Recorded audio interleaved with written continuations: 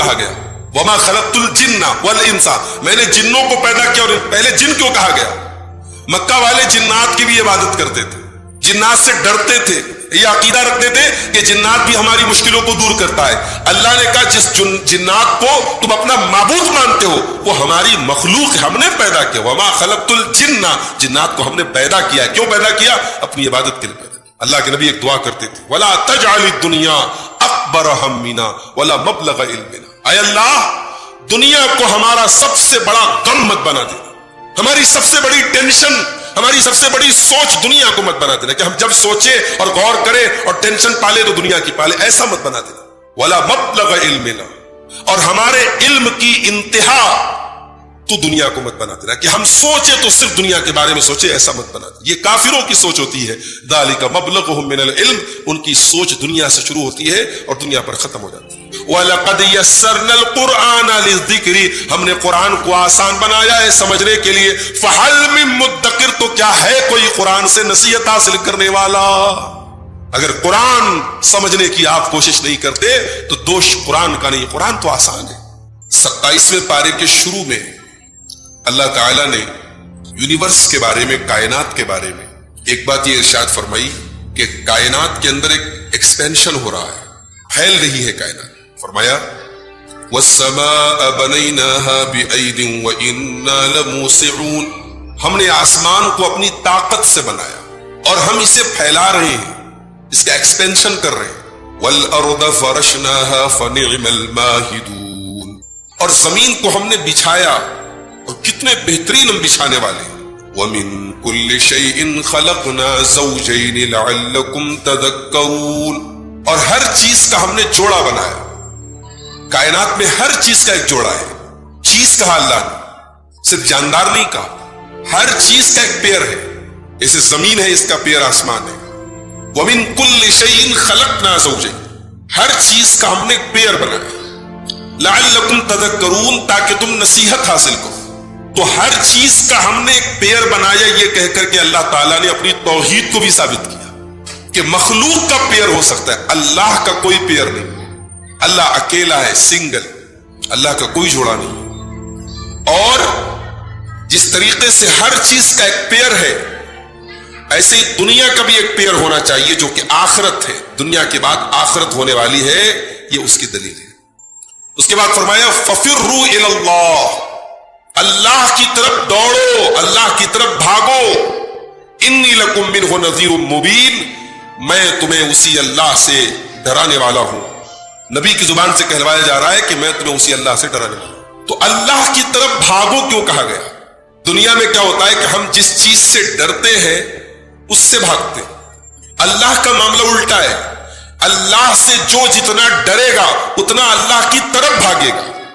اللہ کو چھوڑ کے نہیں بھاگنا ہے، اللہ کی طرف بھاگنا ہے، ٹوارڈز اللہ، اللہ کی طرف بھاگنا ہے۔ فَفِرُّوا إِلَى اللَّهِ۔ اچھا ایک بات پر اور غور کیجیے، 28ویں پارے میں آگے آ رہی ہے سورہ جمعہ، جمعہ کے دن آپ نے نماز پڑھ لی، اب اللہ فرماتا ہے اذان ہوئی جمعہ کی، یا ایھا الذین آمنوا اذا نودی للصلاة من یوم الجمعة فاسعوا الی ذکر اللہ، جب جمعہ کے دن جمعہ کی اذان ہو جائے تو تم اپنے کاروبار کو بند کر دو اور اللہ کے ذکر کی طرف تم دوڑ لگا دو، دوڑ جاؤ، جلدی کرو۔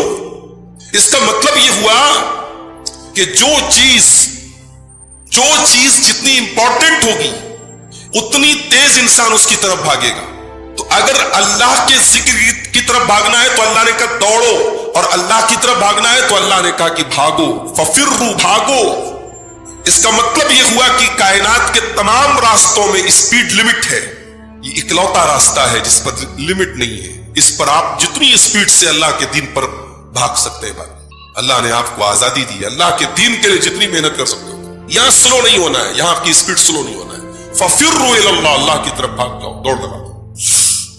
اس کے بعد اللہ نے جنات اور انسان کی پیدائش کا مقصد بتایا، کیوں پیدا کیا میں نے جنات اور انسان؟ فرمایا وَمَا خَلَقْتُ الْجِنَّ وَالْإِنسَ إِلَّا لِيَعْبُدُونَ، میں نے جنات کو اور انسانوں کو اپنی عبادت کے لیے پیدا کیا ہے۔ وَمَا أُرِيدُ مِنْهُمْ مِنْ رِزْقٍ وَمَا أُرِيدُ أَن يُطْعِمُونَ، میں اپنے بندوں سے کوئی روزی نہیں چاہتا ہوں، میں یہ نہیں چاہتا ہوں میرے بندے مجھ کو کھلائیں، میں कोई रोजी नहीं मांगता हूं, न ये मैं मांगता हूं कि मेरे बंदे मुझको खिलाएं।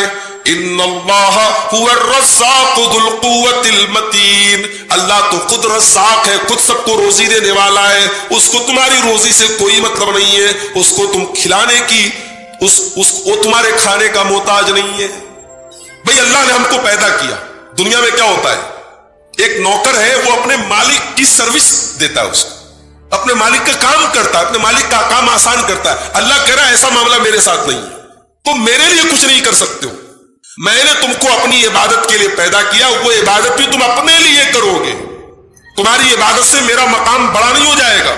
हदीस कुदसी में आता है, अल्लाह के नबी फरमाते हैं कि अल्लाह ताला कहता है अगर आदम के सारे बेटे सबसे मुत्तकी और परहेजगार बन जाएं, सब नेक बन जाएं, तो अल्लाह की मिल्कियत में और अल्लाह की हुकूमत में कोई बढ़ोतरी होने वाली नहीं, और सब मिलकर के अल्लाह के नाफरमान हो जाएं तो अल्लाह की हुकूमत में कोई कमी आने वाली नहीं। तो हमारी जिंदगी का मकसद इबादत है, और ये इबादत हम अपने लिए करते हैं, अल्लाह को हम कोई फायदा नहीं पहुंचा सकते। इंसान सब याद किए हुए अपनी जिंदगी का मकसद याद नहीं है उसको। माइक में लगा के बैठा हूं, माइक का मकसद है मेरी आवाज आप तक पहुंचाना, ये माइक अपना मकसद पूरा ना करे, क्यों लगाऊंगा भाई।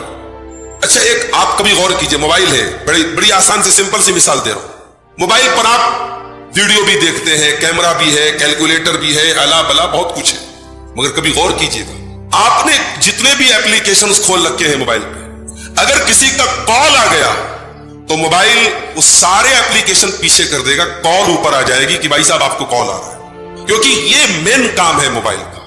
मोबाइल हमसे ज्यादा होशियार है, मोबाइल को पता है कि मेरी असल ड्यूटी क्या है, मुझे बनाया गया है कम्युनिकेशन के लिए, राब्ते के लिए, बात करने के लिए। Calculator, camera, gallery, Facebook, game, अला बला, ये सब सेकेंडरी चीजें, प्राइमरी मकसद मेरा क्या है, कम्युनिकेशन। कॉल आई तो कॉल सबसे ऊपर आ गई। हमारी जिंदगी में मेरे भाइयों दुनिया ऊपर आ जाती है, हमारा कारोबार प्राइमरी हो जाता है, हमारे बच्चे प्राइमरी हो जाते हैं, हमारी बीवी प्राइमरी हो जाती है। नहीं मेरे भाई, एक मोमिन की जिंदगी का प्राइमरी मकसद क्या है, वमा खलक़तुल जिन्ना वल इंसा इल्ला लियअबुदून, मैंने जिन्नात और इंसान को अपनी इबादत की। अच्छा एक बात पर और गौर कीजिए, पहले जिन क्यों कहा गया, वमा खलक़तुल जिन्ना वल इंसा, मैंने जिन्नों को पैदा किया, और पहले जिन क्यों कहा गया। मक्का वाले जिन्नात की भी इबादत करते थे, जिन्नात से डरते थे, ये अकीदा रखते थे कि जिन्नात भी हमारी मुश्किलों को दूर करता है। अल्लाह ने कहा जिस जिन्नात को तुम अपना माबूद मानते हो वो हमारी मखलूक है, हमने पैदा किया। वमा खलक़तुल जिन्ना, जिन्नात को हमने पैदा किया, क्यों पैदा किया, अपनी इबादत के लिए पैदा किया। इसका मतलब कि जिन्नात में भी अच्छे बुरे सब होते हैं, मोमिन और काफिर सब होते हैं जिन्नात में भी अच्छे बुरे सब होते हैं। उसके बाद सूरह तूर शुरू होती है। सूरह तूर में अल्लाह ताला ने बड़ी अजीब चीजों की कसम है तूर की। तूर एक पहाड़ है जो वादी सैना में था, जिस पहाड़ के ऊपर अल्लाह ताला ने हजरत मूसा अलैहिस्सलाम से कलाम किया, जिस पहाड़ के ऊपर अल्लाह ने अपने पैगंबर को नबूवत दी, उस पहाड़ की अजमत अल्लाह बयान। वह तूर, कसम है तूर सैना की। फिर फरमाया वह किताब मस्तूर, और कसम है किताब की जो लिखी गई है, फी रक़्क़िम मंशूर, फैले हुए वर्कों में, फैले हुए पेपर्स में, उसके पेपर्स फैले हुए हैं, वो लंबे लंबे पेपर्स पर लिखी गई किताब है। इससे मुराद कौन सी किताब है, बाज़ उलमा कहते कुरान है, बाज़ कहते लौहे महफूज है, दोनों मुराद हो सकता है। फिर फरमाया वल बैतिल मामूर, और कसम है बैत मामूर की। ये बैत मामूर क्या है, ये बैत मामूर सातों आसमान के ऊपर एक अल्लाह का घर है, खाने काबा के ठीक अपोजिट में, ठीक उसके ऊपर आसमानी दुनिया में, आसमान पे एक घर है अल्लाह का, उसका नाम है अल बैतुल मामूर। उसको अल बैतुल मामूर क्यों कहा जाता है, मामूर का मतलब कि वो आबाद है, आबाद है। वो कौन आबाद कर रहा है, जैसे दुनिया के खाने काबा को इंसान तवाफ करते हैं, उस अल्लाह के घर को फरिश्ते तवाफ करते हैं, और डेली उस बैतुल मामूर में 70,000 फरिश्ते दाखिल होते हैं उसका तवाफ करने के लिए, फिर दोबारा कभी उनकी बारी नहीं आती। इसका मतलब फरिश्ते भी अनलिमिटेड, उनकी गिनती हम सोच नहीं सकते कितने फरिश्ते। तो उस घर की अल्लाह कसम खा रहा है। फिर फरमाया वस्सक़्फ़िल मरफ़ू, और कसम है उस छत की जो बहुत बुलंद है, यानी आसमान मुराद है। वल बहरिल मस्जूर, और कसम है उन दरियाओं की जिनको कयामत के दिन खौला दिया जाएगा। फरमाया इन्ना अज़ाब रब्बिका लवाक़ि, ऐ मेरे बंदो मैं इतनी बड़ी बड़ी चीजों की कसम खा करके क्या बात कहने जा रहा हूं। इन्ना अज़ाब रब्बिका लवाक़ि, तुम्हारे रब का अजाब आने वाला है, तुम्हारे रब का अजाब हो करके रहेगा। मा लहू मिन दाफ़ि, और कोई उसको रोकने वाला नहीं होगा। हजरत उमर फारूक एक मर्तबा गश्त करने के लिए निकले थे और कोई अल्लाह का बंदा घर में बैठ के कुरान पढ़ रहा था और यही आयतें पढ़ रहा था, सूरह तूर की इब्तिदाई आयत। और यही आयतें जब हजरत उमर के कानों में पड़ी, उनकी जुबान से निकला कि ऐ अल्लाह, तूने बहुत बड़ी कसम खाई और बहुत बड़ी बात तूने कही है कि तेरा अजाब आने वाला है। मा लहू मिन दाफ़े, उसको कोई रोकने वाला नहीं है। इतना सुन करके हजरत उमर वहीं से रिटर्न घर चले गए और बीमार पड़ गए, 1 महीने तक बीमार पड़े। ये आयत ने उनके दिल को ऐसा अपील किया, 1 महीने तक वो बीमार पड़े रहे। इन्ना अज़ाब रब्बिका लवाक़ि, बेशक तेरे रब का अजाब आने वाला है। मा लहू मिन दाफ़े, उसको कोई रोकने वाला नहीं।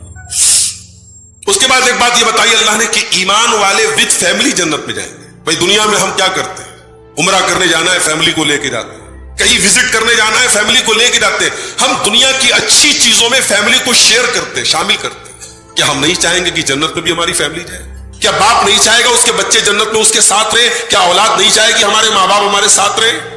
अल्लाह ने कहा साथ में जाओ, मगर एक कंडीशन है, वल्लदीना आमनू वत्तबअतहुम दुर्रियतुहुम बिईमानिन, जो लोग ईमान वाले हैं और उनकी औलाद भी ईमान वाली है और ईमान के रास्ते में उनकी औलाद ने उन्हीं को फॉलो किया है, अल्लाह फरमाता है अलहकना बिहिम दुर्रियतहुम, हम उनकी औलाद को उनके साथ मिला देंगे। वमा अलतनाहुम मिन अमलिहिम मिन शै, और हम उनके बाप की उनके माँ की नेकी में कोई कमी नहीं करेंगे। क्या मतलब? भाई बाप ज्यादा नेक है, बेटा कम नेक है, दोनों ईमान वाले। अब बाप को जन्नत में जो दर्जा मिला वो बेटे को नहीं मिल पा रहा है। बेटा नीचे के दर्जे में, नीचे के ग्रेड में है और बाप ऊपर के ग्रेड में है। तो अल्लाह कह रहा है कि हम बेटे को अपग्रेड कर देंगे। बेटे और माँ बाप को और औलाद को मिलाने के लिए अल्लाह ये भी तो कर सकता था कि माँ बाप को डाउनग्रेड कर देता, माँ बाप को नीचे कर देता, बच्चों से मिला देता। अल्लाह कह रहा नहीं, हम बच्चों को अपग्रेड कर देंगे। अल्लाह, ये उसका कर्म होगा कि औलाद अगर माँ बाप के नक्शे कदम पे चलेगी नेकी के मामले में और ईमान के मामले में, तो कुछ कमी और कोताही भी होगी तो अल्लाह माफ करके माँ बाप के साथ मिला देगा। अल्लाह हम सबको अपने माँ बाप के साथ जन्नत में दाखिल कर देगा। वमा अलतनाहुम मिन अमलिहिम मिन शै, अल्लाह कह रहा है कि हम उनके अमल में कोई कमी नहीं करेंगे। उसके बाद जन्नत का जिक्र किया गया। जन्नती जन्नत में जाएंगे तो आपस में बात करेंगे, क्या बोलेंगे? वअक़बल बादुहुम अला बादि यतसाअलून, जन्नती आपस में एक दूसरे से सवाल करेंगे। क़ालू इन्ना कुन्ना क़ब्लु फ़ी अहलिना मुश्फ़िक़ीन, कहेंगे हम दुनिया में डरे रहते थे, सहमे रहते थे अल्लाह के अजाब से। फ़मन्नल्लाहु अलैना व वक़ाना अज़ाबस्समूम, अल्लाह ने आज हम पर बहुत बड़ा एहसान किया और जहन्नम की गर्म हवाओं से और जहन्नम की आग से हमको बचा लिया। इन्ना कुन्ना मिन क़ब्लु नदउ, हम तो दुनिया में भी अल्लाह ही को पुकारा करते थे। एक मर्तबा हजरत आयशा चाश्त की नमाज पढ़, हमारे नौजवानों ने पूछा था एक मर्तबा कि इशराक की नमाज के बारे में बताइए। इशराक की नमाज और चाश्त की नमाज और अव्वाबीन की नमाज सब सेम एक नमाज है। 2 रकात भी पढ़ सकते हैं, 4 रकात भी पढ़ सकते हैं। सूरज के निकलने के 20 मिनट के बाद तकरीबन अप्रोक्सीमेट इसका टाइम शुरू होता है और जवाल के टाइम तक इसका टाइम रहता है। इसका बेस्ट टाइम या तो आप सूरज के निकलने के 20 मिनट बाद पढ़िए, वो बेस्ट टाइम है। और वो अगर आप फजर के बाद अपनी जगह बैठे रहे और अल्लाह का जिक्र करते रहे, दुआएं करते रहे, भाई कितना टाइम होता है? मान लो हमारे यहाँ फजर की जमात जो हो रही है 5:20 पर हो रही है और सूरज मान लो निकल रहा है 5:45 बजे, आधा घंटे की बात है। आप आधा घंटा 40 मिनट बैठे रहो मुसल्ले पर, अपनी जगह बैठे रहो और अल्लाह का जिक्र करते रहो, कुरान पढ़ते रहो। उसके बाद सूरज निकल गया, 20 मिनट के बाद चाश्त का टाइम शुरू हो गया। अब खड़े होकर आपने 2 रकात 4 रकात नमाज पढ़ी। इसका बेनिफिट क्या होगा? बेनिफिट ये होगा कि एक तो आपके बदन के हर जोड़ की तरफ से सदका हो जाएगा, बदन के अंदर जितने जोड़ हैं सब की तरफ से सदका हो गया। दूसरा बेनिफिट ये होगा कि पूरे एक हज और एक उम्रे का सवाब मिलेगा। और तीसरा बेनिफिट ये है कि अगर आप सुबह से लेकर शाम तक अल्लाह की इबादत करते रहे, उसमें जितना सवाब मिलेगा उससे ज्यादा ये 2 रकात या 4 रकात नमाज का। इसको चाश्त भी कहा जाता है, इसको इशराक भी कहा जाता है, इसको अव्वाबीन भी कहा जाता है। ये तीनों नमाज से है। حضرت عائشہ چاشت کی نماز پڑھی تھی اور یہی قرآن کی سورہ طور کی آیت پڑھی تھی. جنتی جب جنت میں جائیں گے کہیں گے فمن اللہ علینا ووقانا عذاب السموم، اللہ نے ہم پر بہت بڑا احسان کیا، ہم کو سموم سے بچا لیا، ہم کو جہنم کی آگ سے بچا لیا. حضرت عائشہ اسی آیت کو بار بار ریپیٹ کر رہی تھی. ان کے بھانجے حضرت عروہ اپنی خالہ سے ملنے کے لیے آتے ہیں، دیکھا خالہ نماز پڑھ رہی ہیں، واپس چلے گئے، سودا سلف لینے چلے گئے، اپنے کام سے چلے گئے، اور بہت دیر کے بعد اور کافی ٹائم کے بعد جب وہ دوبارہ آتے ہیں فرماتے میری خالہ جان مصلے پر کھڑی ہو کر کے یہی آیتیں پھر بھی دوہرا رہی تھی، اسی کیفیت میں اسی حالت میں روئی چلی جا رہی تھی، آنکھوں سے آنسو بہتے چلے جا رہے تھے، اور یہ پڑھتی چلی جا رہی تھی فمن اللہ علینا ووقانا عذاب السموم، اللہ نے ہم پر بہت بڑا احسان کیا، ہم کو جہنم سے بچا لیا. کبھی آپ غور کیجئے میرے بھائی، کوئی بہت بڑی مصیبت ہے اور آپ بچ جائیں تو کیا فیلنگ ہوگی. جنتی جب جنت میں جائیں گے اللہ اکبر کیا فیلنگ ہوگی، اس کو ہم لفظوں میں بیان نہیں کر سکتے. وہ یہ جو الفاظ کہہ رہے ہیں نا کہ اللہ نے ہم پر احسان کیا، یہ جنتیوں کی فیلنگ کا اظہار ہے. وہ کہیں گے کہ اللہ کا بڑا کرم ہوا، ہم جہنم سے بچ کے جنت میں چلے گئے. اس کے بعد سورہ نجم شروع ہوتی ہے. سورہ نجم کے شروع میں بھی اللہ نے قسم کھائی، والنجم اذا ہوا، قسم ہے ستارے کی جب وہ گر جائے، ما ضل صاحبکم وما غوا، اے لوگو تمہارے ساتھی محمد صلی اللہ علیہ وسلم نہ تو وہ ضلالت کے شکار ہوئے ہیں نہ تو غوایت کے شکار ہوئے ہیں. اچھا ستارے کی قسم کیوں کھائی اللہ نے؟ ستارہ اٹریکشن دیتا ہے آسمان، ستارے آسمان میں چمکتے کتنا خوبصورت لگتا ہے وہ منظر، کتنا بہترین لگتا ہے وہ. اللہ فرما رہا ہے او لوگو جس طریقے سے ہم نے ستاروں کو آسمان کے لیے اٹریکشن بنایا، ڈیکوریشن بنایا، ہم نے اپنے نبیوں کو بھی اس کائنات کے لیے ایک اٹریکشن بنایا ہے. میرے نبیوں کو ہم نے اپنے نبیوں کو دنیا میں ہدایت دے کر کے بھیجا ہے، اور آخری نبی جناب محمد رسول اللہ صلی اللہ علیہ وسلم بھی ایک چمکتے ہوئے ستارے بن کر کے تمہارے پاس آئے ہیں. اور کان کھول کر کے سن لو، ما ضل صاحبکم وما غوا، نہ تو ان کے علم کے اندر کوئی گڑبڑی ہے نہ تو ان کے عمل کے اندر کوئی گڑبڑی ہے، وہ ہدایت پر بھی ہے اور وہ رشد پر بھی ہے، ان کا علم بھی صحیح ان کا عمل بھی صحیح. اس کے بعد فرمایا وما ينطق عن الهوى، میرا نبی اپنی خواہش نفس سے کچھ نہیں بولتا، اپنی اچھا سے اپنے من سے اپنے من کی خواہش سے کچھ نہیں بولتا، اپنی ڈیزائر سے کچھ نہیں بولتا. ان هو الا وحی یوحى، وہ تو وہی بولتے جو اللہ کی طرف سے ان کو بولنے کا آرڈر دیا جاتا ہے. نبی اپنی مرضی سے کچھ نہیں بولتا، نبی کا ہر لفظ معصوم ہے. یہ قرآن کی آیت دلیل ہے اس بات کی کہ جس طریقے سے قرآن ہمارے لیے دلیل اور حجت ہے، ویسے نبی کی حدیث بھی ہمارے لیے حجت ہے. قرآن اور حدیث دونوں کا نام شریعت ہے کیونکہ نبی اپنی مرضی سے کچھ بولتے ہی نہیں. اس کے بعد دنیا والوں کے بارے میں ایک بات بتائی گئی کہ دنیا میں کچھ ایسے لوگ ہوتے ہیں جن کے علم کی انتہا جو ہے وہ دنیا ہوتی ہے. کیا مطلب؟ یعنی ان کی ساری نالج شروع ہوتی ہے دنیا سے اور ختم ہو جاتی ہے دنیا سے. فرمایا فَأَعْرِضْ عَمَّنْ تَوَلَّى، اے نبی آپ اس انسان کو چھوڑ دیجئے جو عَمَّنْ تَوَلَّى عَنْ ذِكْرِنَا، جو ہمارے ذکر سے منہ موڑتا ہے، وَلَمْ يُرِدْ إِلَّا الْحَيَاةَ الدُّنْيَا، اور جس کا مقصد صرف دنیا کی زندگی کو حاصل کرنا ہے. ذَلِكَ مَبْلَغُهُم مِّنَ الْعِلْمِ، اے نبی ان لوگوں کا مقصد تو صرف دنیا ہی دنیا ہے، ان کے علم کی انتہا دنیا ہے. اللہ کے نبی ایک دعا کرتے تھے وَلَا تَجْعَلِ الدُّنْيَا اکبر ہمنا ولا مبلغ علمنا، اے اللہ دنیا کو ہمارا سب سے بڑا غم مت بنا دینا، ہماری سب سے بڑی ٹینشن، ہماری سب سے بڑی سوچ دنیا کو مت بنا دینا کہ ہم جب سوچے اور غور کریں اور ٹینشن پالے تو دنیا کی پالے، ایسا مت بنا دینا. ولا مبلغ علمنا، اور ہمارے علم کی انتہا تو دنیا کو مت بنا دینا کہ ہم سوچے تو صرف دنیا کے بارے میں سوچے، ایسا مت بنا دینا. یہ کافروں کی سوچ ہوتی ہے. ذالک مبلغہم من العلم، ان کی سوچ دنیا سے شروع ہوتی ہے اور دنیا پر ختم ہو جاتی ہے. اس کے بعد سورہ قمر شروع ہوتی ہے. کافروں نے کہا اے محمد صلی اللہ علیہ وسلم اگر آپ یہ چاند 14ویں کا چاند نکلا تھا پورا چاند، کہا کہ اگر یہ چاند ہے اس کو 2 ٹکڑے آپ کر دیں ہم آپ کے اوپر ایمان لے آئیں. اللہ کے نبی نے اللہ کے حکم سے ایسے اشارہ کیا اور چاند 2 ٹکڑے ہو گیا. ہیرا کی پہاڑی کے ایک طرف ایک ٹکڑا اور ایک طرف ایک ٹکڑا نظر آیا چاند کا. پورے مکہ نے دیکھا، بلکہ بعض تاریخی روایات میں ملتا ہے کہ دوسرے ملکوں میں بھی وہ منظر لوگوں نے دیکھا چاند کے 2 ٹکڑے ہونے کا. اللہ نے قرآن کی آیت نازل کی اقتربت الساعة وانشق القمر، قیامت قریب آ چکی ہے کیونکہ چاند 2 ٹکڑے ہو گیا. चांद का दो टुकड़े हो जाना, नबी के ऊपर ये मोजज़े का हो जाना, ये भी कयामत के करीब होने की एक निशानी है। फरमाया व इन यरौ आयतन युरिदू व यक़ूलू सिहरुम मुस्तमिर, ऐ नबी ये तो आपने एक निशानी दिखाई है, इस तरीके की ये हर निशानी को देख ले तब भी ये आपकी बात मानने वाले नहीं है, ये तो यही कहेंगे कि ये जादू है। वकज़्ज़बू वत्तबऊ अहवाअहुम, तब भी ये आपको झूठा कहेंगे और अपनी ख्वाहिशात की पैरवी करेंगे। व कुल्लु अम्रिन मुस्तक़िर, ऐ नबी हर चीज का फैसला किया जा चुका है। चांद को दो टुकड़े देखने के बाद भी वो ईमान नहीं लाए। एक शायर ने कहा है, सितारों से ये चांद कहता है हर दम, तुम्हें क्या बताऊं वो टुकड़ों का आलम, इशारे में आका के इतना मजा था कि फिर टूट जाने को दिल चाहता है। चांद की खुशनसीबी थी, नबी ने इशारा किया और चांद दो टुकड़े हो गए। उसके बाद कुरान के बारे में बात अल्लाह ने फरमाई, वलक़द यस्सरनल कुरआन लिज़्ज़िक्रि फ़हल मिन मुद्दकिर, हमने कुरान को आसान बनाया है याद करने के लिए, मेमोराइज करने के लिए। कुरान को हमने आसान बनाया है नसीहत हासिल करने के लिए, सीखने के लिए।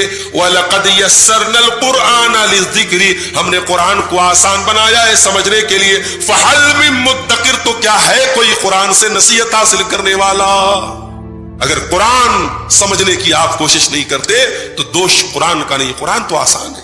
अभी पाकिस्तान का एक बच्चा, अबू बकर नाम है उसका, मोहम्मद अबू बकर, ईरान के अंदर बहुत बड़ा मुकाबला हुआ कुरान करीम को पढ़ने का, हुस्न क़िराअत का मुकाबला हुआ और पूरे दुनिया के बच्चों में उस जो है मुश्किल से मेरे ख्याल से 8 साल का बच्चा होगा, उसने वो पहला प्राइज उसने पाया। ईरान जैसे मुल्क में जो है शियों की वहां मेजॉरिटी है और शियों के अंडर में ही पूरा प्रोग्राम हुआ था, लेकिन वहां उस बच्चे का नाम अबू बकर था। उसने जो है अपने आवाज का और अपने तजवीद का और अपने महारत का उसने इजहार किया और पहला फर्स्ट प्राइज उसको मिला, मोहम्मद अबू बकर।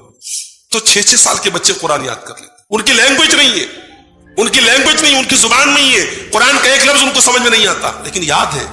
ये कमाल नहीं है, बहुत बड़ा कमाल है। वलक़द यस्सरनल कुरआन लिज़्ज़िक्र, हमने इसको आसान बनाया है याद करने के लिए, समझने के लिए, नसीहत हासिल करने के लिए। क्या है कोई नसीहत? और ये बात अल्लाह ने 5 बार कही, सूरह कमर में 5 बार कही। आज लोग कहते साहब नहीं कुरान मत पढ़ो, दुनिया की सारी किताबें पढ़ो, कुरान मत पढ़ो। कुरान पढ़ना आपके बस की बात नहीं, कुरान से उम्मत को दूर रखा गया। और मेरा रब कुरान में कह रहा है कुरान क्यों नहीं पढ़ते? कुरान पढ़ो, कुरान आसान है नसीहत हासिल करने। उसके बाद सूरह रहमान शुरू होती है। सूरह रहमान के शुरू में अल्लाह ने फरमाया अर्रहमान अल्लमल कुरान खलकल इंसान अल्लमहुल बयान, रहमान ने कुरान सिखाया। अर्रहमान अल्लमल कुरान खलकल इंसान, रहमान ने कुरान सिखाया और इंसान को पैदा किया। इंसान को पैदा करने का जिक्र बाद में है और कुरान सिखाने का जिक्र पहले है। यानी इंसान की पैदाइश उतना बड़ा एहसान नहीं है जितना बड़ा एहसान अल्लाह ने कुरान को उतारा है कि उसका इतना बड़ा एहसान। उसके बाद फरमाया अल्लमहुल बयान, हमने इंसान को बोलना सिखाया है। अरे बोलता तो कुत्ता भी है, बोलती तो बिल्ली भी है, बोलते तो जानवर भी है, क्या फर्क है? इंसान के जैसा कहां कोई बोलता है? इंसान बोल करके अपने दर्द का इजहार करता है, अपनी खुशी का इजहार करता है। उसके पास अल्लाह ताला ने एक्सप्रेशन का टैलेंट दिया है, अपनी बात को कहने का हुनर दिया है। अल्लमहुल बयान, बयान की सलाहियत दी। ये किसी और जानवर को, किसी और हैवान को अल्लाह ने ये सलीका और ये टैलेंट नहीं दिया है। अल्लमहुल बयान, इंसान को बोलना सिखाया। हमने उन बेटों को भी देखा है जिन बेटों की नौकरी के लिए, जिन बेटों की तालीम के लिए माँ बाप ने अपनी जिंदगी की गाड़ी कमाई लगा दी और वो बेटा जब खुद शादी करने के बाद अपने पैर पे खड़ा हुआ, हमने समाज में ऐसे बेटों को भी देखा है कि माँ बाप क्या कर रहे हैं, किस हाल में है, बेटे को कोई फिक्र नहीं। माँ बीमार है, बाप बीमार है, बाप एक एक पैसे का मोहताज है, बेटे को कोई फिक्र नहीं है। बेटी अपने ससुराल में रहती है, वहां से अपने माँ बाप की खबर लेती है। बेटा उसी घर में रहता है, 24 घंटे में एक बार अपने बाप की हालचाल नहीं लेता है। बच्ची 10 बार अपनी माँ को और बाप को फोन पर हालचाल ले लेती है। ये फर्क भी होता है मेरे भाइयों, बेटियों और बेटों में। इसलिए बेटियों की परवरिश पर यह खुशखबरी दी गई। तो गुनाह अब गुनाह नहीं है, गुनाह एडिक्शन बन रहा है, गुनाह नशा बन रहा है। किसी को सोशल मीडिया का नशा चढ़ गया है, किसी को बैठ करके मोबाइल पर गेम खेलने का नशा चढ़ गया है, किसी को नामहरम से बात करने का नशा चढ़ गया है, کسی کو شراب کا نشہ چڑھ گیا ہے، کسی کو بدکاری کا نشہ چڑھ گیا ہے، کسی کو حرام کھانے کا نشہ چڑھ گیا ہے۔ گناہ جب نشہ بن جائے، گناہ جب ایڈکشن بن جائے میرے بھائیوں، تو پھر انسان کا سنبھلنا بہت مشکل ہے۔ جن پیروں پر آپ تکیہ لگا کے بیٹھے ہیں، آپ کے پیر خود آپ کا گناہ بھی اپنے سر پہ لا دیں گے اور خود اپنا گناہ بھی اپنے سر پہ لا دیں گے میرے پیارے ساتھیوں۔ اس لیے دین کے سلسلے میں کسی کی بات آنکھ موند کر کے مت مانو، کسی کو یہ اتھارٹی مت دو کہ اس کی ہر بات مانیں گے۔ جس طریقے سے دنیا میں ایمان والے الگ ہیں اور ایمان نہ لانے والے الگ ہیں، مومن الگ ہیں، کافر الگ ہیں، قیامت کے دن بھی ایسا ہوگا۔ تو قیامت کے دن جو کافر ہوں گے، جو دنیا میں ایمان نہیں لا پائے، وہ ایک افسوس کا اظہار کریں گے۔ کیا کہیں گے؟ اللہ نے فرمایا ربما یود الذین کفروا لو کانوا مسلمین۔ قیامت کے دن کافروں کی یہ تمنا ہوگی، یہ آرزو ہوگی کہ کاش ہم مسلمان ہوتے۔ دنیا میں مذاق اڑایا انہوں نے، دنیا میں اسلام کا مذاق اڑایا، ایمان والوں کا مذاق اڑایا، اپنے کلچر پہ فخر کیا، اپنے مذہب پر فخر کیا، مگر قیامت کے دن حقیقت کو دیکھنے کے بعد وہ کافر یہ تمنا کریں گے کاش ہم مسلمان ہوتے۔ اب اللہ تبارک و تعالیٰ اپنے نبی کو ایک حکم دے رہا ہے، فرمایا ربما یود الذین کفروا لو کانوا مسلمین۔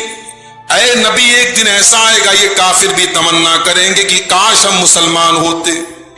ذرہم یاکلوا ویتمتعوا ویلہہم الامل فسوف یعلمون۔ اے نبی، ان کافروں کو ان کے حال پہ چھوڑ دیجئے، ان کی زندگی کا کوئی مقصد نہیں ہے، ان کا تو تین ہی کام ہے۔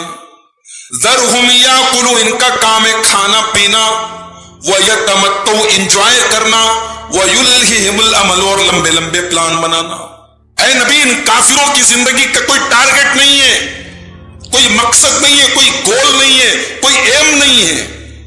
ان کی زندگی کا مقصد تین چیزیں ہیں، کھاؤ پیو، انجوائے کرو اور لمبے لمبے پلان بناؤ۔ اب ذرا دل پہ ہاتھ رکھ کے بتاؤ میرے بھائی، قرآن کریم تو یہ کافروں کی پہچان بتا رہا ہے، لیکن کیا آج ہمیں سے بہت سارے مسلمانوں کی زندگی واقعی میں ان تین چیزوں کا نام نہیں ہے؟ ہمیں سے بہت سارے مسلمان کیا ایسے نہیں ہیں جن کی زندگی واقعی میں کھانے پینے، انجوائے کرنے اور لمبے لمبے پلان بنانے کا نام ہے؟ جو پہچان اللہ نے کافروں کی بتائی تھی، آج افسوس کی بات ہے آج مسلمانوں کی ایک بڑی تعداد اس لعنت میں گرفتار ہو۔ آج کتنے نوجوان ہیں، ان کی زندگی میں آخرت کے لیے کوئی پلاننگ نہیں ہے، ان کی زندگی میں جنت کے لیے کوئی تڑپ نہیں ہے، ان کی زندگی میں جہنم کا کوئی ڈر نہیں ہے، ان کی زندگی میں اللہ کی عبادت کے لیے کوئی ٹائم نہیں ہے۔ صبح کو آنکھ کھلی اور رات میں بستر پہ جانے کے ٹائم تک پورا جو یہ سائیکل ہے، یہ جو روٹیشن ہے، یہ تین ہی چیزیں ہیں، کھاؤ پیو، انجوائے کرو، پلاننگ کرو۔ میرے بھائیوں، قرآن کی یہ آیت ہمیں بتا رہی ہے کہ مومن اپنی زندگی کو اتنا حقیر نہیں سمجھتا ہے، مومن کی زندگی کا ایک مقصد ہوتا ہے، مومن کو پتا ہوتا ہے زندگی کھانے پینے انجوائے کرنے سے آگے بھی کسی چیز کا نام ہے۔ یہ 60 سال کی زندگی میں انجوائے کر بھی لیا تو کیا کر لیا، جس زندگی میں ہمیشہ رہنا ہے وہاں کے لیے کیا ہے؟ بل تؤثرون الحیات الدنیا والآخرۃ خیر وابقا۔ تم نے دنیا کی زندگی کو ترجیح دے دی، تم نے دنیا کی زندگی کو اوپر رکھا، جبکہ آخرت کی زندگی زیادہ بہتر اور زیادہ باقی رہنے والی ہے میرے بندو۔ تو قرآن کریم کی 14ویں پارے کی پہلی آیت ایک مومن اور ایک کافر کی زندگی کا فرق بتاتی ہے کہ مومن کی زندگی تو، کافر کی زندگی تو تین ہی چیزوں کا نام ہوتی ہے، کھاؤ پیو، انجوائے کرو اور لمبے لمبے پلان بناؤ۔ اسی لیے بہت لمبے پلان مت بناؤ میرے بھائی۔ زندگی میں آدمی 20 سال کے آگے کی سوچ رہا ہے، سامان 100 برس کا ہے، پل کی خبر نہیں، کل کیا ہوگا نہیں معلوم۔ انسان 20 سال آگے کی پلاننگ کر کے بیٹھا ہے، آخرت کی کوئی پلاننگ نہیں، جہاں جانا ہی جانا ہے، جب برباد ہوئے تو برباد ہو گئے، جہاں کامیاب ہوئے تو کامیاب ہو گئے، وہاں کی کوئی پلاننگ نہیں۔ اور دنیا کی زندگی میں آدمی اپنی آنے والی نسلوں کے بارے میں بھی سوچ کے بیٹھا ہے کہ یار اتنی دولت کما کے جاؤں، میرے بچے بیٹھ کے کھائیں۔ نہیں میرے بھائی، لمبی لمبی پلاننگ بنانا اس انسان کو زیب نہیں دیتا ہے جس کی زندگی کی کوئی گارنٹی نہ ہو۔ باپ اپنی اولاد کے لیے نہ جانے کیا کیا پلاننگ کرتا ہے، اور صبح کو باپ जनाजा निकलता है, बाप जिंदा नहीं निकलता है, बाप का जनाजा निकलता है। माँ कितने प्लान बनाती बच्चों के लिए, मर जाती है और उन अपने ख्वाबों को पूरा होने के पहले माँ की रूह निकल जाती है। इसलिए बहुत लंबे प्लान मत बनाया करो। अल्लाह के नबी ने फरमाया ना, दुनिया को मुख्तसर समझो।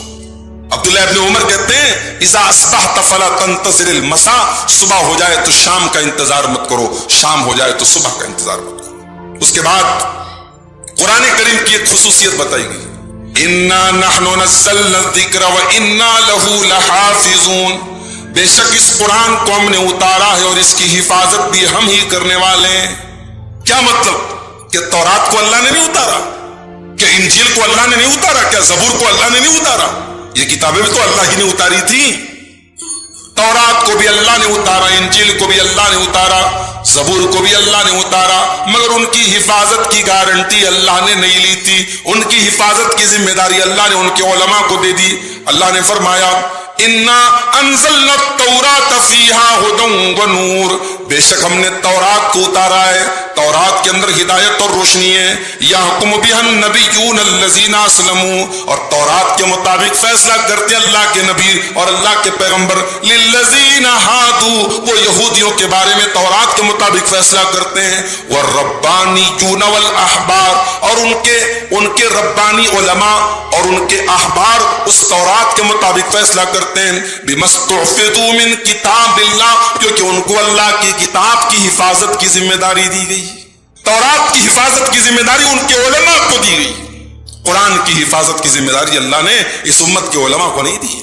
इस दुनिया से कुरान के सारे नुस्खे भी खत्म हो जाएं तब भी कुरान नहीं मिट पाएगा। कुरान की हिफाजत अल्लाह खुद करेगा, और अल्लाह कर रहा है।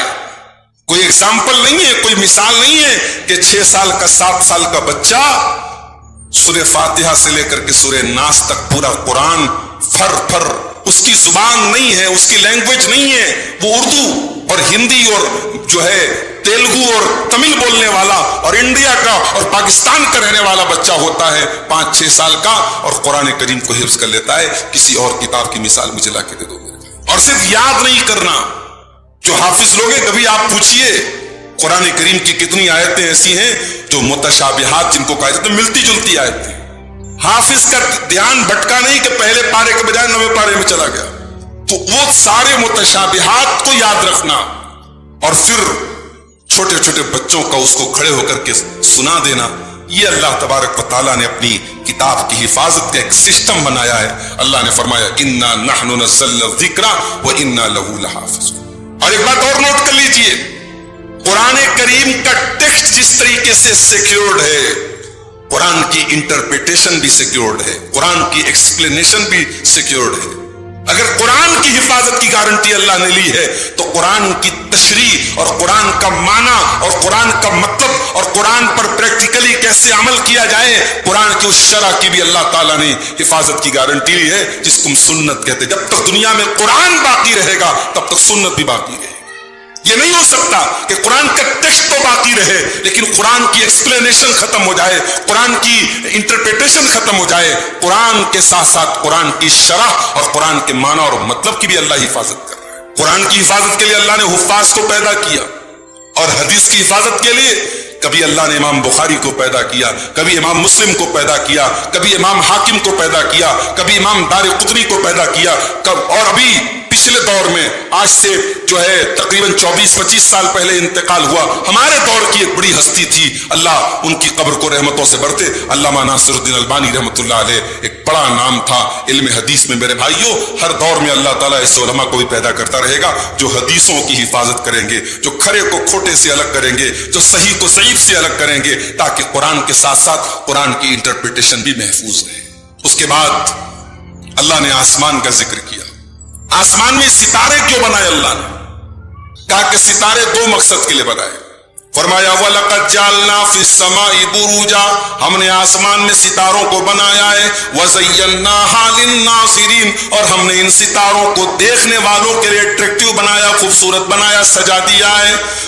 وَحَفِظْنَاهَا مِن كُلِّ شَيْطَانٍ رَجِيمٍ، اور ہم نے ان ستاروں کو ہر شیطان مردود سے محفوظ رکھا ہے. إِلَّا مَنِ اسْتَرَقَ السَّمَاءَ، ہاں کوئی شیطان چوری چپکے سے اگر سننے کی کوشش کرتا ہے فَأَتْبَعَهُ شِهَابٌ مُبِينٌ، تو جلتا ہوا شعلہ اس کے پیچھے لگا دیا جاتا ہے. یہ جو جنات ہوتے ہیں نا، یہ آسمان میں فرشتوں کے درمیان ہونے والی بات چیت کو سننے کے لیے جاتے ہیں، اور جب سن کر کے آنے لگتے ہیں نا تو انہی ستاروں میں سے کوئی ستارہ ان کو مارنے کے لیے ایک ہتھیار کے طور پر بھی اللہ تعالیٰ کی طرف سے استعمال ہوتا ہے. وہ ستارہ ان کے لیے جلتا ہوا شعلہ بن جاتا ہے. اور پھر وہ شیطان جب دنیا میں آتا ہے تو اس کاہن کو، اس جادوگر کو، اور لوگوں کا بھوشیہ بتانے کا دعویٰ کرنے والے اس جو ہے کاہن کو، اس پامشٹ کو وہ باتیں بتاتا ہے. اب وہ ایک بات اگر بتاتا ہے تو یہ دنیا کے جو جوتشی ہوتے ہیں، جو بھوشیہ بتانے کا اور مستقبل بتانے کا دعویٰ کرنے والے لوگ ہوتے ہیں، یہ اس میں 100 جھوٹ ملاتے ہیں. اللہ کے رسول صلی اللہ علیہ وسلم حضرت عائشہ کہتی ہیں کہ ایک مرتبہ لوگوں نے اللہ کے نبی سے کاہنوں کے بارے میں پوچھا. کاہن کس کو کہتے ہیں؟ جو لوگوں کو مستقبل کی باتیں بتاتے ہیں. پامشت وغیرہ جو ہتھیلی دیکھ کے، یا آپ نے کبھی کبھی روڈ پر دیکھا ہوگا طوطا وغیرہ رہتا ہے اور وہ طوطے کے ذریعے آپ کی ایک چٹھی نکالتے اور کہتے ہیں صاحب آپ کے ساتھ یہ ہوگا یہ ہوگا، تو ان کو کاہن کہا جاتا ہے. تو اللہ کے نبی نے فرمایا انہم لیسوا بشیء، کاہن کی کوئی حقیقت نہیں ہے، کاہن کی بات کا کوئی اعتبار نہیں ہے. صحابہ نے کہا اللہ کے نبی کبھی کبھی کاہنوں کی بات سچی ہو جاتی. وہ کہتے ہیں کہ 3 بیٹے ہوں گے، 3 ہی بیٹے ہوتے ہیں. وہ کہتے ہیں اس کی 2 شادیوں کی 2 شادی ہو جاتی ہے. وہ کہتے ہیں کہ 50 سال تک جیے گا، 50 سال تک آدمی جیتا ہے. کبھی کبھی ان کی بات سچ نکل جاتی ہے. تو اللہ کے نبی نے اس کی تشریح کرتے ہوئے فرمایا تلک الکلمۃ من الحق یخطفها الجنی، وہ جو سچی بات ہوتی ہے نا، وہ جنات جو ہوتے ہیں وہ آسمان سے اچک کر کے آتے ہیں فیقرقرها فی اذن ولیہ، اور اپنے دوست کے کان میں ڈالتے ہیں کقرقرۃ الدجاجہ، ایسے مرغی کٹ کٹ کٹ کٹ کرتی ہے تو وہ کٹ کٹ کٹ کٹ کر کے اپنے دوست کے کان میں ڈالتے ہیں. فیخلطون فیہ اکثر من 100 کذبا، اور پھر اس ایک بات میں وہ کاہن جو ہوتے 100 جھوٹی باتیں ملاتے ہیں. اسی لیے اللہ کے نبی نے سختی سے منع کیا ہے کسی بھی ایسے انسان کے پاس نہ انسان کو جانا چاہیے نہ اس کی بات کا اعتبار کرنا چاہیے. ہمارے یہاں کبھی کبھی سامان چوری ہو جاتا ہے تو ایسے لوگوں کو لوگ پکڑتے ہیں جو پیسہ لے کر کے بتاتے ہیں کون چور ہے. بنارس میں ایک جگہ میں نے دیکھا کہ صاحب چوری ہو گئی، تو ایسے ہی ایک آدمی کو لوگوں نے پکڑا تو اس نے کہا کہ انڈا لاؤ، اور انڈے کو وہ کاٹتا ہے اور انڈے کو کاٹنے کے بعد بتا دیتا ہے کہ صاحب کس نے چوری کیا ہے. تو یہ جو ٹوٹکے ہیں اور یہ جو طریقے ہیں یہ حرام ہے میرے بھائیوں، یہ ناجائز ہیں. اس طریقے کے چکروں میں مت پڑو. کبھی سامان اگر چوری ہو تو ایک جملہ یاد رکھو انا للہ و انا الیہ راجعون، اللہم اجرنی فی مصیبتی واخلف لی خیرا منہا. یہ دعا پڑھ دیا کرو. یہ صرف مصیبت میں پڑھنے کی دعا نہیں، کبھی بھی کوئی سامان چوری ہو جائے، کوئی حادثہ ہو جائے، اس دعا کو پڑھ دو. میں نے تجربہ کیا ہے، اگر آپ نے اس دعا کو پڑھا ہے آپ کا قیمتی سے قیمتی کھویا ہوا سامان بھی انشاءاللہ مل جاتا ہے. اللہ کے رسول کی حدیث ہے کہ انسان اگر اس کو مصیبت میں پڑتا ہے اللہ اس کا بہترین الٹرنیٹ اور بہترین بدل اس کو عطا فرماتا ہے. اس کے بعد شیطان کا ذکر اللہ نے کیا. شیطان نے اللہ سے ایک وعدہ کیا کہ میں تیرے بندوں کو گمراہ کروں گا. قال رب بما اغويتني لأزينن لهم في الارض ولأغوينهم اجمعين. اے اللہ چونکہ تو نے مجھے گمراہ کیا ہے اس لیے میں تیرے بندوں کے لیے گناہوں کو مزین کروں گا، تیرے بندوں کے لیے گناہوں کو سجا دوں گا. تیرے بندے جب گناہ کرنا چاہیں گے میں گناہ کو اتنا سجا دوں گا، گناہ کو اتنا اٹریکٹیو بنا دوں گا، تیرے بندے گناہوں کے چکر میں پڑ جائیں گے. وَلَأُغْوِيَنَّهُمْ أَجْمَعِينَ، اور میں تیرے سارے بندوں کو گمراہ کر دوں گا. إِلَّا عِبَادَكَ مِنْهُمُ الْمُخْلَصِينَ، لیکن اے اللہ تیرے کچھ چنے ہوئے بندے ایسے ہوں گے ان کے اوپر میرا کوئی کنٹرول نہیں چلے گا، جن بندوں کے اندر اخلاص ہوگا. یہاں اللہ نے مخلصین کا لفظ استعمال کیا. شیطان سب سے پہلے ہماری اور آپ کی نیت پر حملہ کرتا ہے میرے بھائی. اس لیے شیطان سے بچنا ہے تو سب سے بڑا ہتھیار کیا ہے؟ اخلاص پیدا کرو، اپنی نیتوں کو صحیح کرو. اور یہاں اللہ نے مخلصین نہیں کہا، مخلصین کہا. مخلصین مفعول کا صیغہ ہے. پتہ یہ چلا کہ اخلاص انسان کی اپنے بس کی بات نہیں ہے، اخلاص کی توفیق اللہ دیتا ہے. انسان کی اوقات نہیں کہ اس کے اندر اخلاص پیدا ہو جائے، اخلاص کی توفیق اللہ دیتا ہے. اس لیے اپنے اندر اخلاص پیدا کرو میرے بھائی، شیطان کے فتنوں سے آپ محفوظ رہیں گے. اس کے بعد جنت کا ایک اللہ نے نقشہ کھینچا. جب جنتی جنت میں جائیں گے تو ایک خاص بات یہ ہوگی کہ جنت میں کسی جنتی کے دل میں دوسرے جنتی کے لیے کوئی کینہ کپٹ نہیں ہوگا۔ دنیا میں ہوتا ہے ایک انسان نیک ہے، دیندار ہے، مگر دوسرے انسان سے کہیں نہ کہیں کینہ اور جلن اور کپٹ اس کے دل میں ہوتا ہے کہ نہیں ہوتا ہے؟ اچھے اچھے لوگوں کے دل میں ہوتا ہے۔ اللہ فرماتا ہے ان المتقین فی جنات وعیون، بے شک متقی لوگ جنت میں جائیں گے اور وہاں بڑے بڑے باغات ہوں گے، بڑے بڑے چشمے ہوں گے۔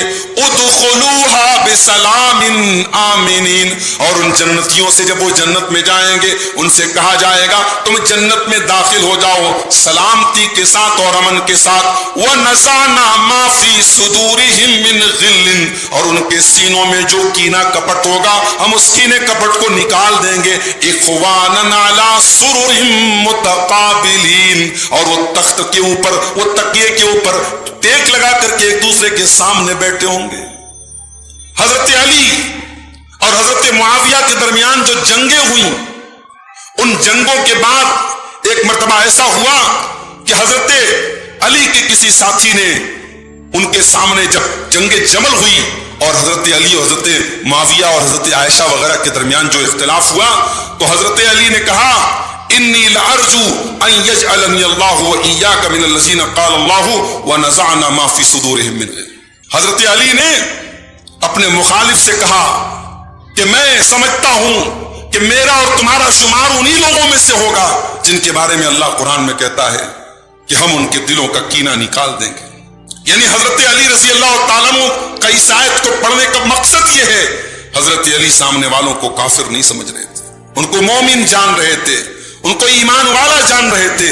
ہاں اختلاف تھا اور اس اختلاف میں معاملہ اس حد تک بڑھا کہ جنگ کی نوبت آ گئی، مگر سامنے والوں کو ایمان والا سمجھ رہے تھے۔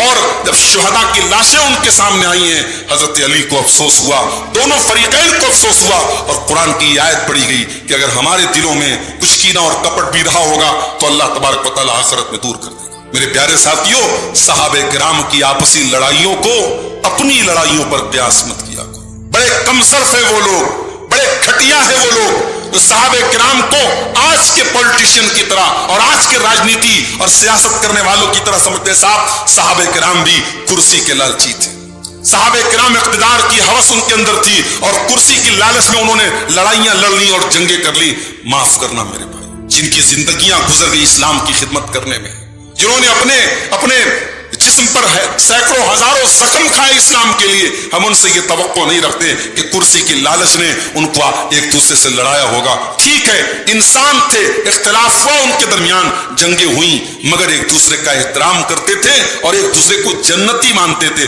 حضرت علی کا قرآن کی اس آیت کو پڑھنا اس بات کا ثبوت ہے کہ وہ سامنے والوں کو بھی جنتی مانتے تھے۔ ابھی کل ایک ویڈیو میری نظر سے گزرا ایک آدمی کا، اب وہ صاحب کہنے لگا کہ صحابہ کی عظمت کو تو ہم بھی مانتے ہیں، مگر فلاں صحابی کو کس نے زہر دیا اور فلاں کو کس نے مروایا، یعنی اس نے حضرت معاویہ کے اوپر کچھ جھوٹے الزامات لگا کر کے یہ ثابت کرنے کی کوشش کی کہ حضرت معاویہ بہت داغدار شخصیت تھی اور ان کو جو مانتے ہیں وہ صحابہ کو نہیں مانتے۔ یاد رکھو میرے بھائی، حضرت معاویہ رضی اللہ تعالیٰ عنہ اس اعتبار سے بڑی مظلوم شخصیت ہیں کہ ان کے خلاف بہت سارے من گھڑت اور فرضی ان کے خلاف الزامات لگائے گئے اور کہانیاں گڑھی گئیں، ورنہ حضرت معاویہ کے دل میں اسلام کی اور مسلمانوں کی کتنی محبت تھی۔ بخاری شریف اس حدیث سے آپ اندازہ لگائیے کہ جب حضرت علی کی شہادت کے بعد حضرت حسن کو لوگوں نے خلیفہ بنایا اور حضرت حسن اپنے ساتھیوں کا لشکر لے کر کے جب آگے بڑھے، ادھر حضرت معاویہ کا لشکر ادھر حضرت حسن کا لشکر، تو حضرت معاویہ کی زبان سے الفاظ نکلے تھے اور انہوں نے حضرت عمرو بن عاص سے کہا تھا من لی بے نساء المسلمین، من لی بی اطفال المسلمین۔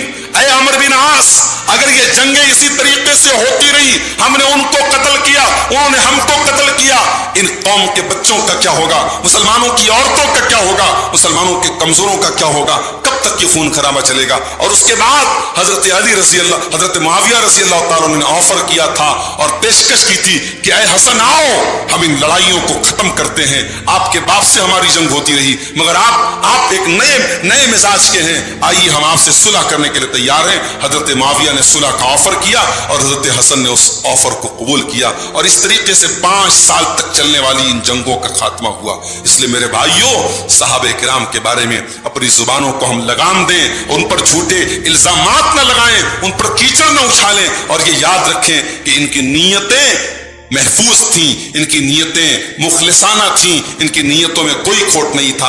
ये इंसान थे, फरिश्ते नहीं थे, इनसे गलतियां हो सकती हैं, मगर अल्लाह ने इनकी नीयतों की गारंटी कुरान में ली है। और अल्लाह ने कहा है कुरान में कि अल्लाह की रजा के तालिब थे, ये मुखलिस लोग थे, ये सच्चे लोग थे, इनकी नीयतों में कोई खोट नहीं था। उसके बाद हजरत लूत अलैहिस्सलाम का वाकया अल्लाह ने बयान किया। लूत अलैहिस्सलाम की कौम क्या करती थी? मर्द के साथ अपनी शहवत पूरी करता था, औरतों को छोड़ करके अपनी डिजायर्स, अपनी ख्वाहिशात मर्द के साथ पूरी करता था। और ये गंदा काम इंसानी तारीख में इसी कौम ने शुरू किया था, हजरत लूत की कौम ने शुरू किया। और ये सब अपने इस काम में इतने मगन थे कि जब फरिश्ते आए, और हजरत लूत अलैहिस्सलाम को नहीं पता था कि ये फरिश्ते हैं, उन्होंने समझा मेहमान हैं, इंसान हैं। और जब ये फरिश्ते खूबसूरत नौजवानों की शक्ल में आए तो ये बदबख्त हजरत लूत अलैहिस्सलाम के घर पे पहुंचे। तो हजरत लूत अलैहिस्सलाम डर गए कि कहीं मेरे मेहमानों के साथ ये कोई बदतमीजी न करें। तो उन्होंने हाथ जोड़ के कहा कि ला तुखसूनी फी ज़ईफ़ी, मेरे मेहमानों के सामने कम से कम मुझे रुसवा मत करो। तो उस मौके पर भी इन लोगों ने कहा था कि ऐ लूत, तू जानता है हमें औरतों की कोई हाजत नहीं है, हमारे अंदर औरतों की कोई ख्वाहिश नहीं है, हमें हमारा मिजाज तू जानता है, हमारी रिक्वायरमेंट तू जानता है, इसलिए अपना लेक्चर हमें तू मत पिला। तू बड़ा पाक साफ बनता है तो चला जा, हमें तेरे लेक्चर की कोई जरूरत नहीं। ये वो कौम। यहां 14वें पारे में अल्लाह ताला ने जब लूत अलैहिस्सलाम की कौम का जिक्र किया तो एक बड़ी अजीब बात अल्लाह ने कही। अल्लाह ने फरमाया लअम्रुका इन्नहुम लफी सकरतिहिम यअमहून, ऐ मेरे नबी आपकी जिंदगी की कसम, ऐ मेरे नबी आपकी जिंदगी की कसम खा करके मैं कहता हूं, इन्नहुम लफी सकरतिहिम यअमहून, ये लूत अलैहिस्सलाम की कौम के लोग अपने गुनाह के नशे में मस्त हो गए थे, अपने गुनाह के नशे में अंधे हो गए थे। देखो, अगर इंसान गुनाहगार है तो तौबा कर सकता है, इंसान अगर गुनहगार है तो इस्लाह की गुंजाइश है, लेकिन जब गुनाह का नशा चढ़ जाए तब इस्लाह की पॉसिबिलिटी बहुत कम है। लूत अलैहिस्सलाम की कौम गुनहगार नहीं थी, गुनाह के नशे में पड़ गई थी, गुनाह का नशा छा गया था। अल्लाह कह रहा है, ऐ नबी आपकी उम्र की कसम, आपकी जिंदगी की कसम, वो लोग तो गुनाह के नशे में पड़ गए थे। आज भी आप देखें बहुत सारी चीजों का नशा चढ़ गया। मोबाइल, आज आप यकीन करें, अच्छे दीनदार 5 टाइम के नमाजी लोगों का भी मोबाइल आप लेकर के चेक करें तो उनके मोबाइल पर भी आपको काबिल एतराज चीजें मिल जाएंगी, क्योंकि बहुत सारी चीजें समाज में आम हो रही हैं। इंसान समझता है यार ये तो चलता है, इसमें क्या हर्ज की बात। तो गुनाह अब गुनाह नहीं है, गुनाह एडिक्शन बन रहा है, गुनाह नशा बन रहा है। किसी को सोशल मीडिया का नशा चढ़ गया है, किसी को बैठ करके मोबाइल पर गेम खेलने का नशा चढ़ गया है, किसी को नामहरम से बात करने का नशा चढ़ गया है, किसी को शराब का नशा चढ़ गया है, किसी को बदकारी का नशा चढ़ गया है, किसी को हराम खाने का नशा चढ़ गया है। गुनाह जब नशा बन जाए, गुनाह जब एडिक्शन बन जाए मेरे भाइयों, तो फिर इंसान का संभलना बहुत मुश्किल है। और एक बात और पता चली, अल्लाह अपने नबी से कितनी मोहब्बत करता है। अल्लाह अपने नबी की जिंदगी की कसम खा रहा है। कुरान में अल्लाह ने किसी और की जिंदगी की कसम नहीं खाई। अल्लाह ने अगर कसम खाई है तो जनाब मोहम्मद रसूलुल्लाह सल्लल्लाहु अलैहि वसल्लम की जिंदगी की कसम खाई है। इससे मालूम होता है अल्लाह की नजर में उसके नबी का मकाम क्या है। उसके बाद सूरतुन नहल शुरू होती है, और सूरतुन नहल में अल्लाह तबारक व तआला मुशरिकीन का जिक्र करते हुए फरमाता है, वल्लज़ीन यदऊन मिन दूनिल्लाहि ला यख्लुकून शैअन व हुम युख्लकून, ये लोग अल्लाह को छोड़ करके जिनको पुकारते हैं ये तो पैदा किए गए हैं। لا یخلقون شیئا، یہ تو کسی چیز کو پیدا نہیں کر سکتے، وہم یخلقون، یہ تو خود پیدا کیے گئے، اموات غیر احیاء، یہ تو مرے ہوئے لوگ ہیں، یہ زندہ نہیں ہے، یہ مردہ ہیں، یہ زندہ نہیں ہے، وما یشعرون ایان یبعثون، ان کو تو یہ بھی نہیں پتا کہ یہ مرنے کے بعد کب اٹھائے جائیں گے۔ جو لوگ اولیاء اللہ کی قبروں پر جا کر کے سجدہ کرتے ہیں اور درگاہوں پہ جا کے سر جھکاتے ہیں اور کہتے ہیں کہ قرآن میں اس کو شرک نہیں کہا گیا، یہ سورہ نحل کی آیت کریمہ، یہ سورہ نحل کی آیت نمبر 20 اور 21 ہے، ذرا بتا دیں اس کا کیا مطلب ہے۔ اللہ کہہ رہا ہے کہ اے مشرکو جن کی تم عبادت کرتے ہو، اموات غیر احیاء، وہ مردہ ہیں، وہ زندہ نہیں ہیں۔ میرے پیارے ساتھیوں، کل تک جو انسان دنیا میں محتاج تھا، کل تک انسان بیمار ہوتا تھا، علاج کے لیے ڈاکٹر کے پاس جاتا تھا، آج مر کر کے قبر میں چلا گیا تو تجھے شفا دینے لگا۔ کل جب اس کی شادی ہوئی تھی اس کو اولاد دینے والا اللہ تھا، اور آج جب وہ قبر میں چلا گیا تو تجھے اولاد دینے لگا۔ ابھی ایک بہت بڑے جو ہے ہمارے غیر مسلم بھائیوں کے بہت بڑے گرو ہیں جن کو ست گرو کہا جاتا ہے، ست گرو جو ہے وہ لیکچر میں کہتے ہیں صاحب کہ میڈیکل سائنس بیکار چیز ہے، آیورویدک چیزوں کو اپناؤ، اور دوا یہ جو ایلوپیتھک دوائیں ہوتی ہیں یہ بالکل بیکار ہوتی ہیں۔ آج ست گرو جب بیمار ہوئے ان کو ہاسپٹلائز کیا گیا اور تمام ایلوپیتھی کے ڈاکٹر ان کا علاج کر رہے ہیں، تو لوگوں نے اس پر بڑے میمز بنائے کہ صاحب زندگی بھر تو ست گرو نے جو ہے لوگوں کو لیکچر دیا کہ صاحب ایلوپیتھ کا استعمال مت کرو، میڈیکل سائنس بیکار چیز ہے، ڈاکٹروں کی کوئی حیثیت نہیں ہے، اور آیوروید کے اندر بڑی طاقت ہے اور یوگا کے اندر بڑی طاقت ہے، اور آج جب وہ خود بیمار ہوئے ہیں تو ایلوپیتھ کا سہارا لے رہے ہیں۔ تو میرے بھائیوں، جو انسان زندگی بھر دوسروں کا محتاج رہتا ہے، مرنے کے بعد اس کی 2 گز اونچی قبر بنا دی جاتی ہے اور اس کے نام کے ساتھ لکھ دیا جاتا ہے صاحب یہ بہت بڑے بابا تھے اور یہ بہت بڑے اللہ کے نیک بندے ہیں، اور ہر جمعرات کو صاحب عورتیں آ رہی ہیں، مرد آ رہے ہیں، اور ان کی جو ہے پوجا پاٹ شروع ہو جاتی ہے۔ یہ بڑی کڑوی حقیقت ہے میرے بھائی۔ آپ کے کرنول شہر میں آپ نکلے ذرا، آپ کو قدم قدم پر ایسے آستانے مل جائیں گے جہاں مرادیں پوری ہو رہی ہیں، اور کتنے شہر ہیں ہندوستان میں جہاں جو ہے لوگ اپنے مرادوں کو پورے کرنے کے لیے اپنی مشکلات کو لے کر کے جاتے ہیں اس عقیدے کے ساتھ کہ اس درگاہ پہ ہم جائیں گے ہماری مشکل دور ہو جائے گی۔ اس لیے مولانا الطاف حسین حالی نے کہا تھا، کرے غیر گر بت کی پوجا تو کافر، کواکب میں مانے کرشمہ تو کافر، جو ٹھہرائے بیٹا خدا کا تو کافر، جھکے آگ پر بہر سجدہ تو کافر۔ یہ سارا کام اگر کوئی غیر مسلم کرتا ہے تو ہم اس کو کافر مانتے ہیں، مگر مومنوں پر کشادہ ہے راہیں، پرستش کریں شوق سے جس کی چاہیں، نبی کو جو چاہیں خدا کر دکھائیں، اماموں کا رتبہ نبی سے بڑھائیں، مزاروں پہ جا جا کے نظریں چڑھائیں، شہیدوں سے جا جا کے مانگیں دعائیں، نہ توحید میں کچھ کمی اس سے آئے، نہ اسلام بگڑے نہ ایمان جائے۔ جو کام غیر مسلم کرتا ہے اور ہم کہتے صاحب یہ کافر ہے، یہ مشرک ہے، وہی کام ہم کرتے ہیں۔ اس نے نام رکھا شرنگار، ہم نے نام رکھ دیا عرس۔ اس نے نام رکھا صاحب وہ گنگا جل لے کے آیا ہے اور ہم درگاہوں کے اور قبروں کے پانی کو لے کے آ رہے ہیں۔ اس نے اپنی قبر، اس نے اپنے مورتی کا جو ہے پرساد لا کے دیا اور ہم نے مزاروں کا تبرک لا کے دیا، تو ہمارا کام صحیح اور اس کا کام غلط کیسے؟ یہ ڈبل اسٹینڈرڈ کیسے میرے پیارے ساتھیو؟ قرآن کی یہ آیت قبر پرستی کا رد کرتی ہے، اور میرے نبی کو اندازہ تھا کہ میری امت میں قبر پرستی ہوگی، اس لیے اپنے آخری ٹائم میں، اپنے انتقال کے ٹائم میں بھی اللہ کے نبی نے اپنی امت کو قبر پرستی سے روکا تھا، اور آپ نے فرمایا تھا کہ لعنت اللہ علی الیہود والنصارى، اللہ کی لعنت تو یہود و نصارہ کے اوپر، اتخذوا قبور انبیاء مساجد، انہوں نے اپنے نبیوں کی قبروں کو مسجد بنا لیا، انہوں نے اپنے نبیوں کی قبروں کو سجدہ کرنے کی جگہ بنا لیا۔